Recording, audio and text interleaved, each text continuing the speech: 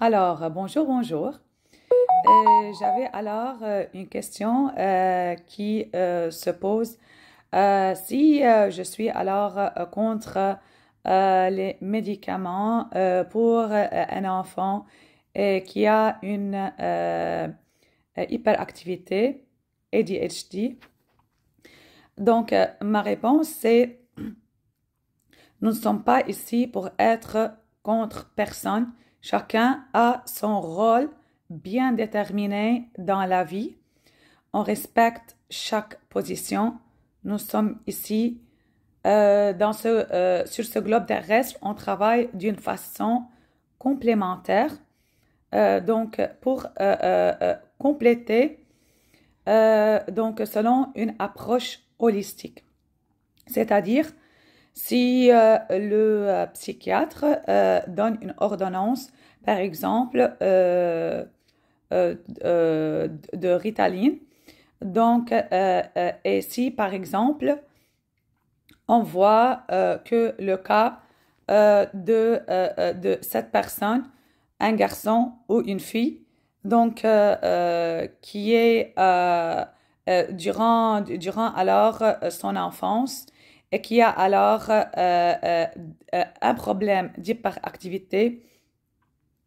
Et pour alors le contrôler, le psychiatre lui a prescrit ce médicament et surtout euh, ici à Montréal, je ne sais pas si au Canada, partout, on n'aime pas les enfants hyperactifs.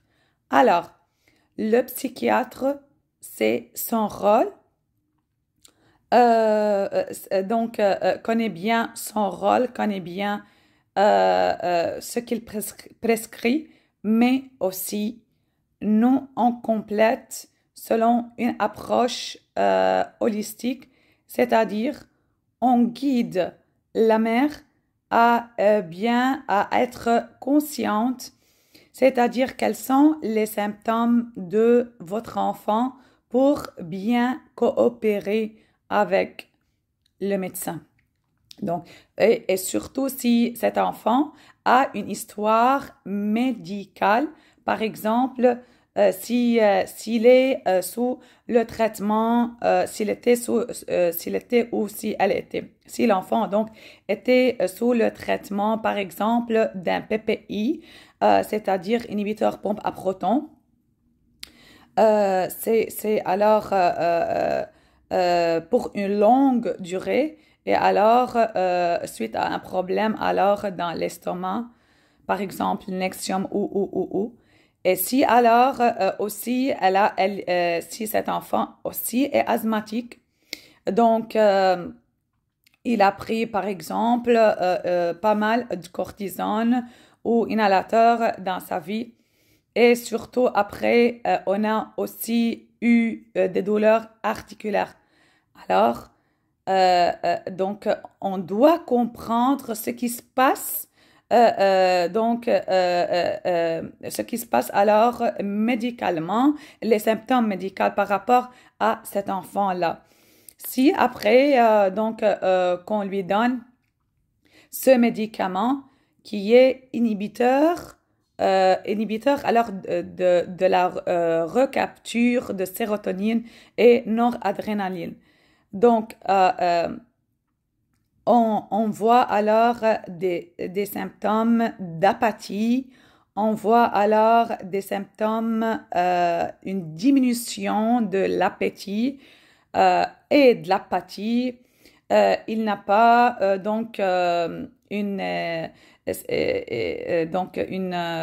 un comportement initiatif. Il est comme ça, pas d'eau, euh, apathique. Euh, il n'a plus le goût de jouer comme avant, avec l'esprit créatif. Donc, avec le manque d'appétit, c'est très, très alarmant. Plus effet secondaire. Car cet enfant-là a un problème dans ce système digestif. Et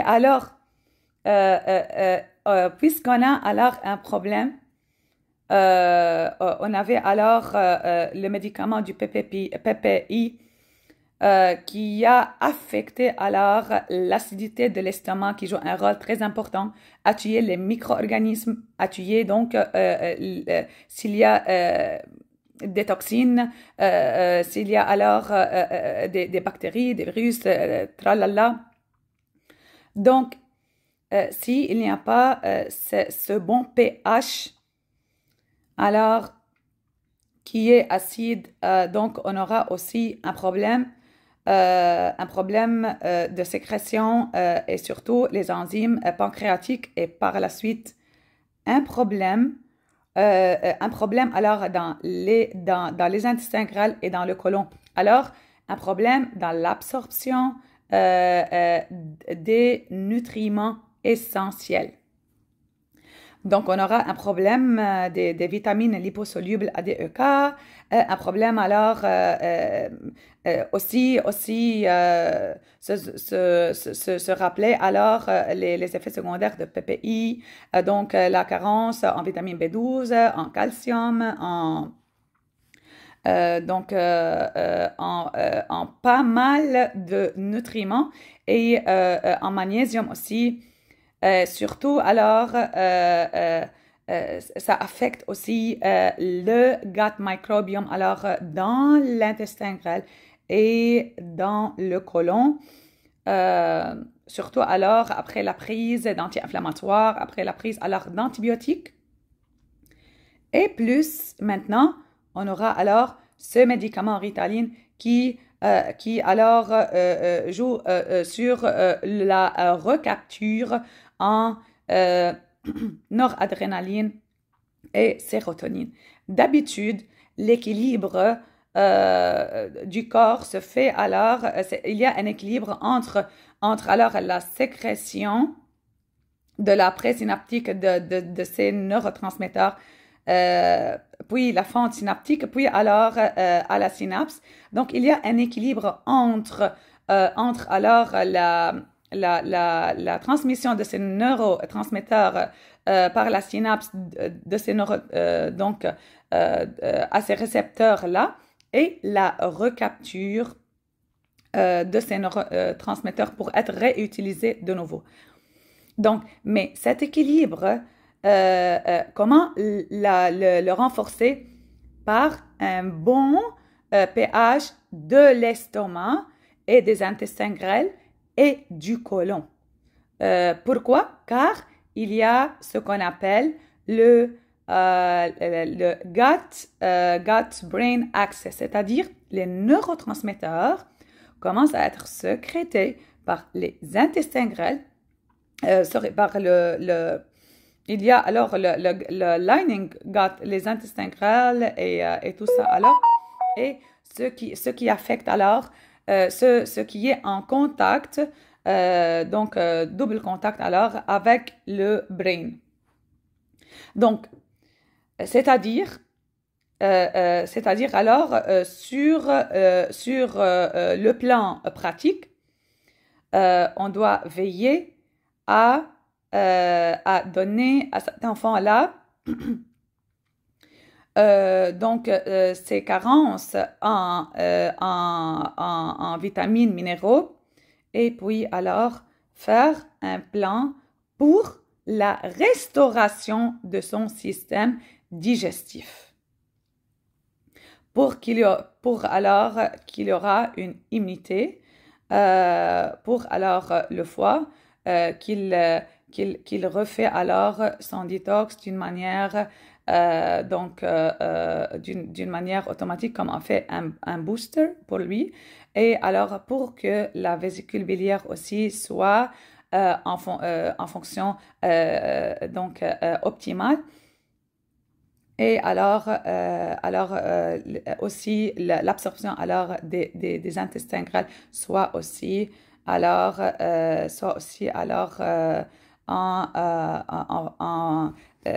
en bon fonctionnement. Alors, avec un bon fonctionnement, et il y a un point aussi que je vais ajouter, toujours, n'arrêtez pas ici aux médicaments et c'est ça la vie. Il y a pas mal de choses que vous pouvez faire, que vous pouvez ajouter, que vous pouvez améliorer. Cet enfant-là est un trésor entre nos mains, entre vos mains. Donc, don't give up, nor give in. Don't give in, nor give up. Et alors, qu'est-ce que je vais dire aussi? Donc, on travaille alors en collaboration d'une manière à ce que cet enfant donc continue continue alors sa vie avec une santé optimale. Car chaque enfant chaque enfant mérite une vie qualitative.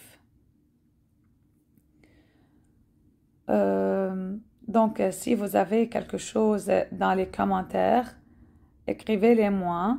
On peut faire une autre vidéo pour parler en détail comment donc augmenter la sécrétion de la dopamine et ses neurotransmetteurs d'une manière alors naturelle sans faire un pic. Par exemple, le sucre et tout, c'est tout alors les aliments qui sont riches en trans fat,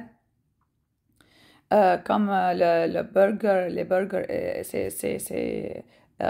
ces aliments-là, comme alors les pastries, comme. Donc, ça fait, et alors les sucres, les sucres là-dedans, ça fait un pic alors en adrénaline, et alors la chute sera alors destructive au niveau alors du cerveau de cet enfant-là. C'est pour cela alors qu'il va avoir ces symptômes-là. Alors, ce médicament-là joue à diminuer l'anxiété, à diminuer le comportement impulsif, mais il a pas mal d'effets secondaires. Donc, on a un enfant apathique, un enfant pas créatif comme avant, un enfant qui est vivant, mort, et surtout, il souffre avec son système digestif, il souffre avec son immunité. Il a alors surtout qu'il faut faire une investigation s'il n'y a pas des laboratoires qu'ils font cette investigation. Alors au niveau du test microbiome, on pourra alors donc les attraper avec les symptômes. Car dans le futur, on aura pas mal aussi de symptômes, surtout si on n'a pas une bonne perméabilité intestinale et si alors les entérocytes, il n'y a pas une jonction qui est tight, on a alors des espaces, alors toutes les toxines, tous les virus, tous les micro-organismes donc vont alors, on va les avoir alors dans le bloodstream et alors une immunité, une baisse d'immunité et l'immunité va devenir alors folle car s'il y a alors un corps étranger qui est là dans le sang, on aura aussi alors une réaction de sécrétion d'histamine et alors histamine intolerance et alors plus pas mal d'affections intestinales et au niveau aussi du côlon. Donc, faites attention à tous ces points-là et Si alors vous avez des expériences pareilles, n'oubliez pas alors à me les partager dans les commentaires. Et passez une très belle journée.